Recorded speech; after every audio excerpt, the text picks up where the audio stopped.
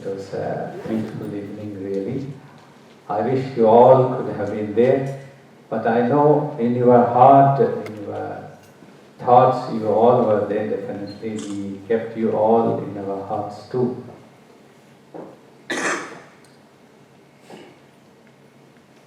So as Amba said, for a yogi, we think in a different way.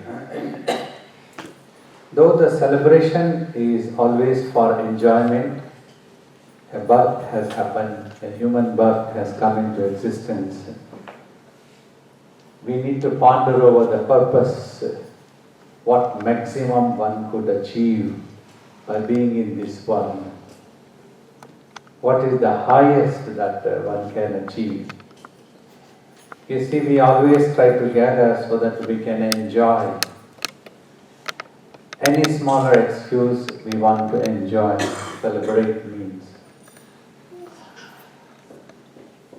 Many devotees, while expressing, they wanted that their Guru to be with them physically for a long time to come. However, since childhood, I always thought that every year is a closing of one more year's account. It's over. So you are going towards death, one more year closer to the death. That's how we thought, though. But that point did not frighten us, stop us from enjoying.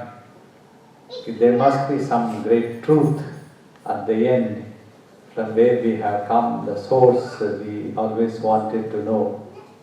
That's the divinity, so that made us enjoy.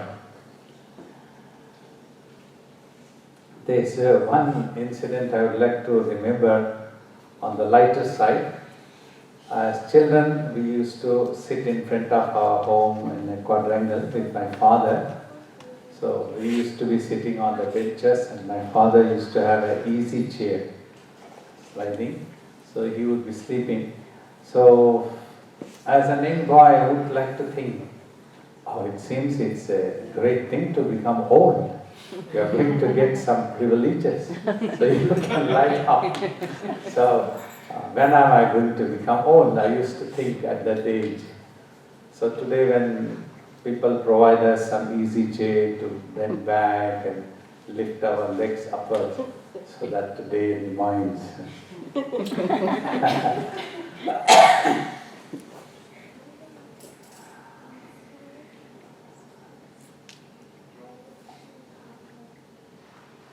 Well, we need to ponder over, before one more year comes to an end, about the soul that we are, about the consciousness, about the devotion. Should not go a single moment wasted. So that we should be able to enjoy every moment. Even if we are not celebrating anything, we should be able to enjoy in the same way. Whether this comes or not, we should be able to be enjoying at all times. So that's what I always felt from childhood. Means we should not depend for our enjoyment for any incident, for any auspicious day, for any excuse of this world. Even without that also we must be able to enjoy at all times. That was how I dreamt. Whether this is there or not, always we enjoy. So that's what we need to ponder over and practice the things to know ourselves. Devotional path also is a beautiful. If you naturally and really love your God or your Master, then devotion becomes very easy. Means when you naturally love, really love, you will forbear everything else. You will not mind anything that happens in and around the Master. You will be able to bear with it. You will think, it's okay, no problem. Like Swamiji used to narrate some incidents, like he used to tell, it was a great teaching. Saint Kabir Das, you all have heard from us. He did not get a direct initiation from the master because the master considered him to belonging to a lower caste and to a different religion also. So his lineage wouldn't accept disciples from other castes or other religions, that type of thing. So it was very difficult. But then Kabir Das thought of a plan. So he lay down himself on the banks of holy river Ganga.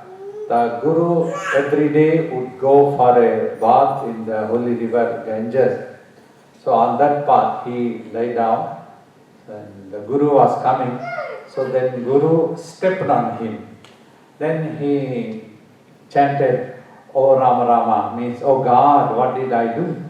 So Kabir Das took that mantra as an initiation, that name that the Guru uttered, and he loved the Guru and went on chanting. And with that he attained self-realization also. But Swamiji used to tell, many times the Guru would scold and abuse Kabir Das when some other devotees would go and tell him, Kabir Das he is taking your name, he is considering you as a Guru, he claimed that you are his Guru. And the Guru would abuse him very badly. Then some other friends used to go to Kabir Das and tell, "See Kabira, you are remembering that same Guru, but that Guru is constantly abuses you, he has never accepted you as a disciple, he has never loved you anything. So why do you take his name?" He says, "I love my Guru. I don't bother whether my Guru loves me or not. So whatever he abuses also is like an initiation, like a teaching for me. It's no problem, it's okay." Means what Swamiji used to convey was, that is the essence of love to the master, that you will not feel hurt even if the Guru abuses you directly. But in today, many times for smaller things, people want to give up the group and go away when their ego is hurt a little bit for so many smaller reasons which has really no meaning. And then they write, I don't want to be coming to this group anymore. I was hurt because these people did not behave with me properly, I was not treated well. So this type of things all over the world keeps happening. So I have always wondered, what is the love that they had to us when they always, other than that, they used to claim in mails, "Oh, we love you, my master, you are my God, you are my beloved father, you are my everything." And a small thing, just nothing happens and they go away. They start telling. So that is not a devotion and that is not love. Then such a person becomes the loser. They don't get, their sadhana doesn't happen. That's what Swamiji used to talk. In his, whenever he used to tell me a story or used to be gossiping with me, then he used to tell this type of things. So such a people, they will be the loser. He used to be a little more blunt when talking. So that was his nature, but he loved his devotees always. So that is the essence of a devotion. It can become so easy if you really love the master. Then we adjust for everything and manage with the things. We don't mind or anything. So that's how naturally I fell in love with my master.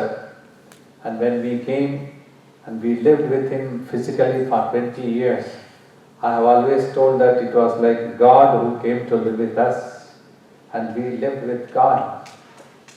In the 20 years, not everything was conducive according to a human being's imagination to maintain a relationship. So normally in this world, everybody to maintain a relationship, they will always expect soft and sweet words from the master, a total love and care, and with softness, and always the master should behave according to the expectation of the disciple. The disciple would have imagined, this is how a master has to be, this is how a saint has to be, this is how a yogi has to be, and they expect the yogi to be behaving in such a way. So then only they accept the Guru as a Guru. Otherwise, the slightest difference, then they say, oh, it's such a disappointment, I am hurt, I don't want to be in this group. So how can such a thing to be a devotion or a love to the Master? That's what my Guru used to discuss, and he used to tell this smaller, his opinions about the thing. That is not the law. Even if I cut you into pieces, you should be able to join and come back to me. So imagine, so that should be the love to the Master. That is when you can raise yourself to the height of tapas through the devotional path also. So everybody has to ask themselves how much they can really love the Master, come what may be. Are they ready to keep with the Master, ready to sacrifice their egos, ready to go along with the Master, and ready to accept entire setup of the Master's institution, the group, all such things. So that is what the devotion's essence that we need to learn. This is what the way my Master taught. This is very simple, but yet it contains such a great Vedantic essential message. So how to be really devotional. Devoted means not that we go according to our expectations, or not that we imagine our God or Guru according to our own limitations. We should rise above that level of imaginations. We should rise above the level of our own expectations and love, for sake of love. We go in quest of knowledge for sake of knowledge. We love for sake of love. So that should not have any such expectations. Then a devotional path can become successful, and one can rise to the height of tapas and achieve the divinity or the self-realization would be possible.